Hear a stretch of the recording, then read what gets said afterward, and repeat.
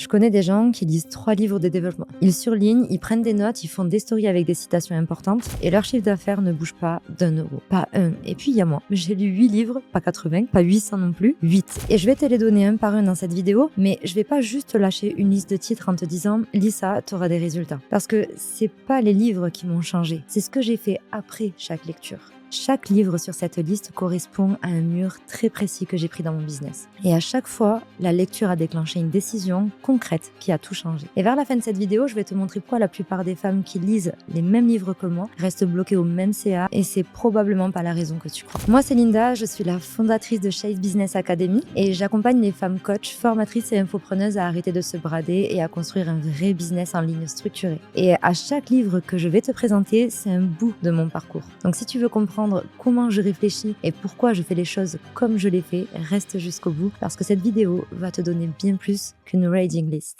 Le premier livre, c'est les 4 accords Toltec. Et celui-là, je l'ai lu au tout début quand j'avais rien. Zéro stabilité, zéro structure et surtout, j'étais mon pire ennemi. Et quand je dis mon pire ennemi, c'est pas une figure de style. C'est, je me souviens d'un matin où j'étais assise devant mon téléphone, j'avais passé 1 heure à écrire un post Instagram et juste avant de le publier, je me suis dit, de toute façon, c'est nul, personne va le lire. T'es pas assez intéressante pour que les gens s'arrêtent sur ce que tu dis. Et je l'ai supprimé. Et c'était pas un cas isolé, c'était tous les jours. Je suis nulle, je suis pas capable, je suis trop bête pour faire ça. Et le pire, c'est que je m'en rendais même pas compte. C'est devenu mon dialogue interne par défaut, comme un bruit de fond que j'avais arrêté d'entendre tellement il était constant. Et ce livre m'a mis une gifle, avec un truc tellement simple que ça m'a fait presque mal. Attention à ce que tu te dis parce que tu t'écoutes. Ton cerveau entend littéralement tout ce que tu te racontes, il le prend pour argent comptant. Si tu te le répètes 50 fois par jour que t'es nul, à un moment ça devient ta réalité. Et c'est pas du mindset de surface, c'est de la mécanique pure. Et j'irais même jusqu'à dire que ça te névrose parce que par ricochet, tu te crées des fausses croyances limitantes qui deviennent ta prison. Et le deuxième truc qui m'a libérée dans ce livre, c'est le passage sur les suppositions et le fait de ne pas prendre les choses personnellement. Avant, je me créais des films dans ma tête et je réagissais à ces films comme si c'était ma réalité. Si quelqu'un ne répondait pas à mon message, je me disais « il m'ignore ». Si quelqu'un n'achetait pas mon offre, je me disais que mon offre était nulle. Et si on me disait « tes cuisses sont grosses », alors que moi je le pensais pas forcément, mais ça devenait le cas. Et si on me disait tu peux pas faire 10K, tu n'y arriveras jamais pour telle ou telle raison, ça devenait également ma réalité. Et le problème avec les suppositions, c'est qu'elles deviennent notre réalité et qu'on a rarement raison. On interprète, on imagine, on complète les blancs et on agit comme si c'était vrai, sans vérifier. Et le livre m'a fait comprendre pourquoi ce que les gens disent et font, c'est une projection de leur réalité, pas de la tienne. Chaque personne est construite par son éducation, ses peurs, ses croyances. Quand quelqu'un te parle, il ne voit pas toi, il voit sa version de toi. Et quand j'ai compris ça, c'est comme si on m'avait enlevé un sac à dos de 30 kilos que je portais depuis des années sans m'en rendre compte. Parce que quand cette personne te dit que tu n'arriveras jamais à faire 10K par mois, elle le pense pas du tout. Elle s'imagine juste à ta place et elle sait qu'elle n'y arrivera jamais elle. Et donc, elle projette sur toi ça. Et quand j'ai compris ça, j'ai eu un déclic. À partir de là, j'ai arrêté de suranalyser chaque réaction autour de moi et j'ai commencé à agir même quand je doutais. Et honnêtement, c'est le livre de poche que je conseille à tout le monde. Je l'ai relu 4 ou 5 fois et à chaque fois, il me rappelle un truc que j'avais oublié. Et d'ailleurs, si la liste complète des 8 livres t'intéresse pour la garder quelque part, je te l'ai mise en description avec un petit résumé pour chacun. Tu cliques et tu la récupères directement.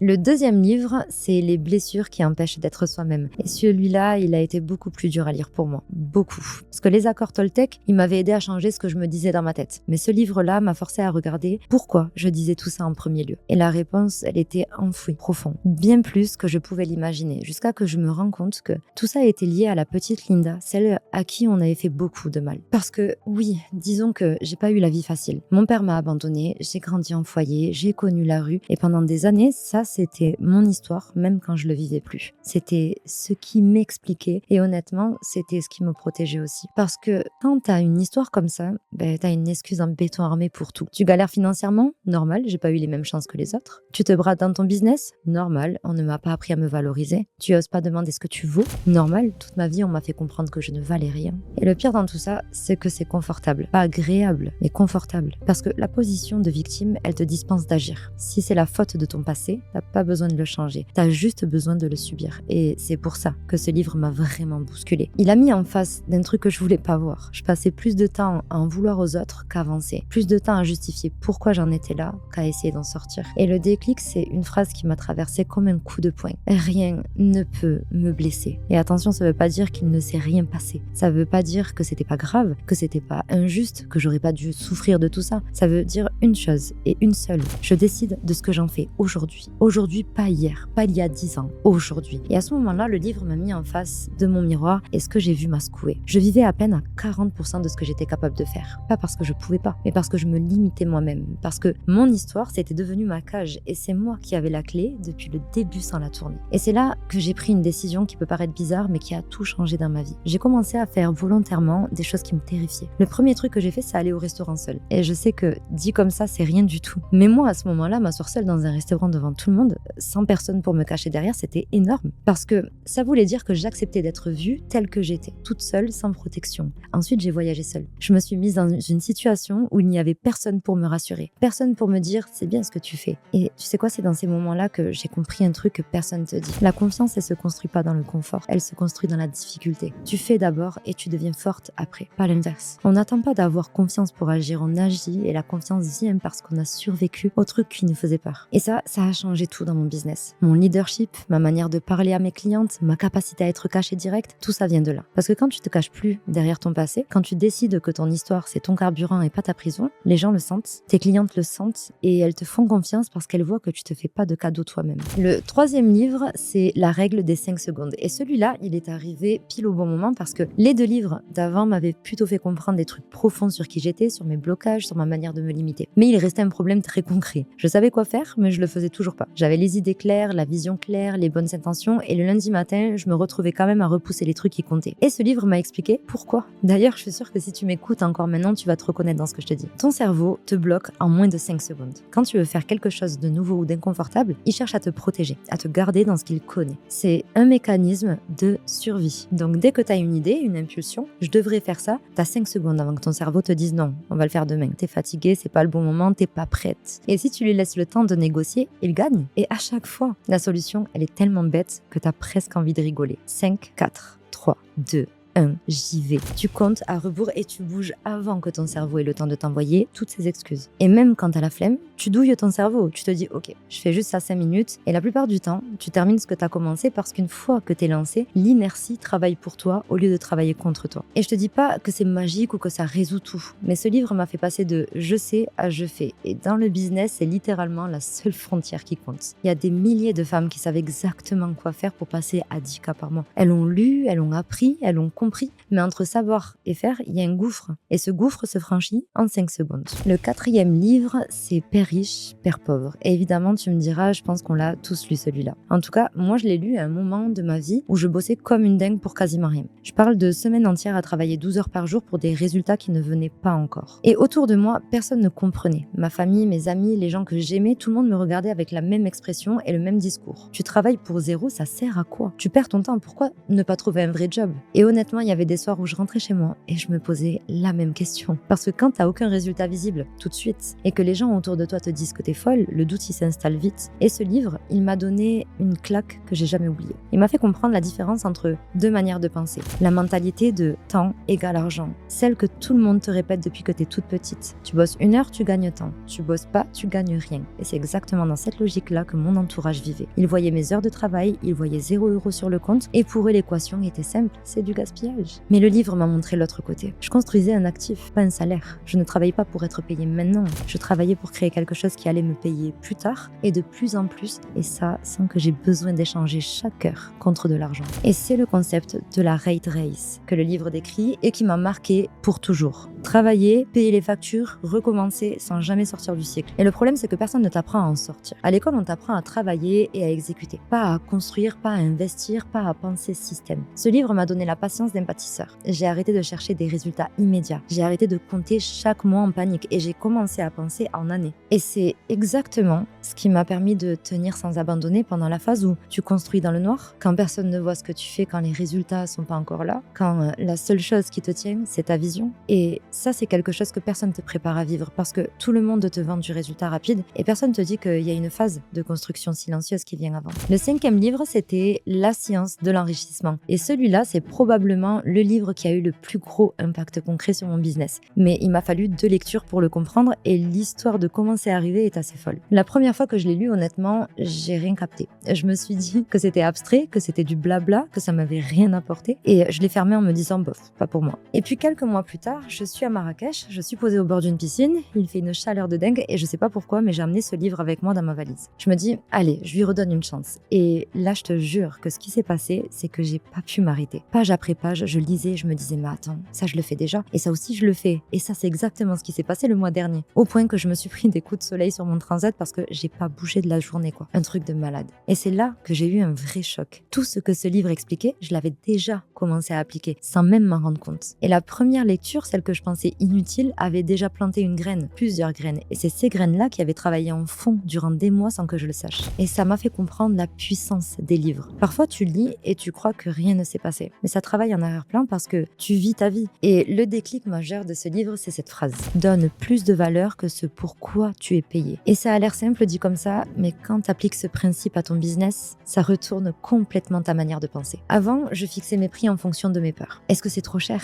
Est-ce qu'on va me dire non? Est-ce qu'on va me juger? Et du coup, je baissais, je bradais, je vendais à des prix qui reflétaient mes peurs et pas ma valeur. Depuis ce livre, j'ai inversé la logique. Au lieu de baisser le prix, j'augmente la valeur de mon offre. Je construis des offres tellement complètes, tellement évidentes que le prix devient presque secondaire. Mes clientes regardent ce qu'elles reçoivent et se disent « en fait, c'est rentable pour moi d'investir ça ». Et c'est exactement ce shift-là qui m'a fait passer au white ticket sans forcément me sentir illégitime tout de suite. Parce que je savais que ce que je mettais dans mes offres valait largement que ce que je demandais. Et même plus. L'autre truc fondamental de ce livre, c'est cette idée que devenir riche, c'est pas de la chance. C'est pas du timing, c'est pas un coup de bol. C'est une science basée sur des principes. Penser à abondance au lieu de penser en manque, avoir une vision claire et précise de ce que tu veux, se concentrer sur ce qu'on veut créer au lieu de ce qu'on veut éviter, et agir dans ce sens tous les jours sans exception. Quand tu comprends ça, ça enlève complètement le hasard de l'équation et ça remet toute la responsabilité sur toi. Et ça, c'est à la fois terrifiant et libérateur. Terrifiant parce que t'as plus d'excuses et libérateur parce que tu réalises que t'as le contrôle. Si demain une coach me demande « Linda, je fais 2 à 5 cas par mois et c'est instable, quel livre je lis en premier ?» Celui-là. Parce que à ce niveau-là, le vrai blocage, c'est généralement pas la technique, c'est pas la stratégie, c'est pas le contenu non plus, c'est ton rapport à l'argent, ta vision, ta peur d'assumer plus grand. Et c'est d'ailleurs un bon moment pour te rappeler que la liste complète des 8 livres avec mes notes personnelles est en description. Si tu veux la garder pour plus tard, clique maintenant avant d'oublier, c'est gratuit. Le 6e livre, c'est Influence et persuasion de Robert Cialdini. Bon, là encore, on est sur un gros classique et celui-là, il a attaqué un truc que j'avais dans les tripes depuis toujours et je sais que toi aussi tu connais. La honte de vendre. Ce moment où tu es sur un appel et que tu te dis « est-ce que je dérange? Est-ce que c'est trop cher? Est-ce qu'elle va raccrocher en se disant que je suis une arnaqueuse ?» Et le pire, c'est le moment juste après un refus, quand ton premier réflexe est de baisser ton prix. Parce que moi, je me souviens de cette sensation, cette espèce de « allez, on va arrêter les pots cassés ». Alors que le pot n'avait rien à voir avec le prix et je me doutais même pas de ce qui m'empêchait réellement de vendre. Et ce livre, il m'a réellement fait comprendre un truc qui a débloqué tout le reste. Les gens ne prennent pas leurs décisions de manière neutre et rationnelle. Ils décident avec des mécanismes précis. La rareté, la preuve sociale, l'autorité, la réciprocité, tout ça, c'est pas du hasard et c'est pas de la manipulation non plus. C'est de la psychologie humaine. C'est comme ça qu'on fonctionne tous les jours, dans toutes nos décisions. Et vendre, c'est pas déranger quelqu'un. C'est accompagner quelqu'un dans un choix qu'il a besoin de faire pour changer de vie. Et le truc qui a le plus changé dans ma manière de closer, c'est quand j'ai compris qu'on n'a pas besoin de convaincre. Avant, je parlais beaucoup sur mes appels. Je voulais montrer que je maîtrisais le sujet, prouver ma valeur, lister ce que mon accompagnement incluait. Et c'est exactement ce que fait le vendeur chez Boulanger quand il te dit que la machine à pain est la meilleure parce qu'elle a plein d'options. Ça déclenche quoi chez toi? De la méfiance et tu vas réfléchir, n'est-ce pas? Maintenant, si ce vendeur t'avait demandé pourquoi tu veux une machine à pain au lieu de continuer à pétrir à la main à la maison comme d'habitude, tu lui aurais donné tes réponses. Et sur ces réponses-là, il aurait pu rebondir naturellement. Et toi, t'aurais sûrement acheté sans même te rendre compte que t'avais été vendu. Parce qu'il aurait écouté au lieu de pitcher. Et écouter activement son prospect sans chercher les bonnes questions à poser, c'est une des bases fondamentales d'une bonne vente. Bref, depuis ce livre, mes appels de vente sont devenus des conversations. Je ne force plus, je ne convainc plus, je pose des questions, j'écoute et je crée les conditions pour que la personne arrive à sa propre conclusion. Et si je propose mon accompagnement, c'est pas juste parce que je veux vendre, c'est parce que je sais sincèrement que c'est moi qu'il lui faut. Et cette énergie-là, elle change tout durant un appel. Parce que la personne en face de toi le sent. Elle sent que t'es pas en train de la presser, t'es en train de te projeter dans son expertise avec elle et ça, c'est différent. Et là, la confiance se crée mutuellement et le prix devient un simple détail. Mais gros point d'attention. attention,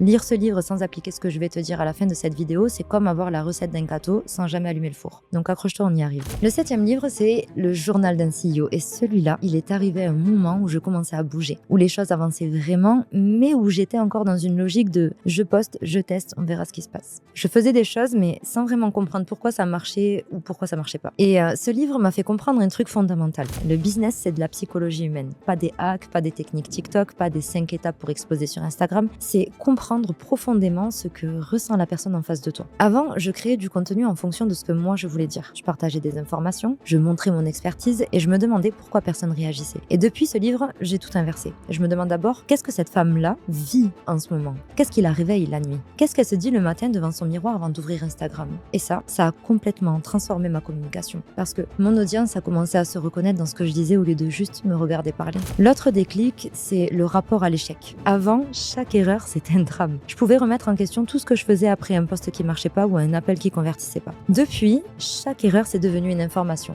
Je teste plus vite, je corrige en avançant et j'ai arrêté de me freiner par peur de me tromper. Ça m'a aussi libéré du perfectionnisme. Avant, je pouvais repousser un lancement pendant des semaines en attendant que tout soit parfait. Depuis, je lance, j'ajuste et la perfection vient en faisant, pas en attendant. Et enfin, le 8e, c'est Bonjour Richesse de Margot Klein. Et celui-là, il est un peu spécial parce que c'est le tout premier livre que j'ai lu quand j'ai voulu changer de vie. C'est mon petit bébé, quoi. Mais à ce moment-là, 10 000 € par mois, c'était trop loin de ma réalité que je l'ai même pas terminé. C'était trop gros, trop abstrait, trop loin d'où j'étais. Et pourtant, c'est ce livre-là qui m'a motivée à ne rien lâcher et qui m'a, en quelque sorte, mis le pied à l'étrier. Et quand je l'ai relu récemment, j'ai eu une sensation étrange. Tout ce qu'il disait, je le savais déjà. Pas parce que je l'avais appris ailleurs, mais parce que la première lecture avait travaillé en fond. Un peu comme le livre La science de l'enrichissement dont je t'ai parlé tout à l'heure. C'était assez étrange comme sensation. Bon, maintenant, toi et moi, faut qu'on parle sérieusement et il faut peut-être que je te secoue un peu. Parce que je suis persuadée que si t'es encore là, tu vas vouloir acheter un ou deux de ces livres que tu vas lire et que tu vas rien en faire après. Mais crois-moi, je connais des coachs qui ont lu tous les livres de cette liste, tous les 8, et qui font toujours 1 500 € par mois. Et je connais des coachs qui en ont lu 2 et qui font les 10 cas par mois. La différence, c'est jamais la quantité de livres que tu lis, c'est ce que tu en fais après. Et le problème, et c'est là que ça va piquer, c'est que lire des livres, ça rassure. C'est exactement comme poster du contenu sans stratégie. Tu as l'impression d'avancer, tu ouvres un livre, tu surlignes, et tu te dis, c'est vrai, ça, c'est exactement moi. Tu fermes le livre, tu en ouvres un autre, et ton CA ne bouge toujours pas. Parce que lire, c'est pas grandir. Exécuter, c'est grandir. Et la différence entre les deux, c'est un gouffre. Ce que moi j'ai fait, et c'est la seule raison pour laquelle ces 8 livres m'ont réellement fait passer un cap, c'est que chaque lecture a déclenché une décision concrète. Pas une inspiration vague, pas une prise de conscience, une décision suivie d'un changement de comportement réel dans ma vie. Après les Toltecs, j'ai changé mon dialogue interne. Concrètement, tous les jours, chaque fois que je me surprenais à me dire je suis nulle, je m'arrêtais net et je reformulais. Après les 5 blessures, j'ai pris mon sac et je suis allée au restaurant seule pour la première fois de ma vie. Après les règles des 5 secondes, j'ai changé ma manière de commencer chaque journée. 5, 4, 3, 2, 1, j'y vais, sans discussion, avec mon cerveau. Après la science de l'enrichissement, j'ai changé mes offres, j'ai arrêté de pricer avec mes pairs et j'ai commencé à pricer avec ma valeur. Ce sont ces décisions-là, pas des réflexions, et c'est ça le piège. Quand tu lis un livre de dev perso et que tu te sens inspiré, ton cerveau te donne un shoot de dopamine et il te dit t'as progressé. Sauf que non, ce qui fait l'argent, c'est pas la connaissance. Alors voilà ce que je te propose. Tu choisis un livre de cette liste, un seul, celui qui correspond au mur que tu prends en ce moment. Tu choisis, tu lis et surtout tu prends une décision concrète avant de fermer le livre, pas une inspiration, une décision, un truc que tu changes dans ta vie cette semaine. Si tu veux la liste complète avec l'ordre dans lequel je recommande de lire ces livres et mes notes personnelles sur chacun, tout est en description, tu cliques et tu récupères. Et si tu veux aller plus loin dans la manière dont j'applique tout ça concrètement dans mon business, je vais sûrement faire une prochaine vidéo où je te montre comment je structure une offre à étiquette de A à Z. Parce que les livres, c'est les fondations, mais l'offre, c'est le bâtiment. Et c'est là que l'argent rentre. Abonne-toi pour pas la rater et écris offre en commentaire si tu veux que cette vidéo sorte rapidement. Et je verrai ce que je peux faire. C'était Linda. À bientôt.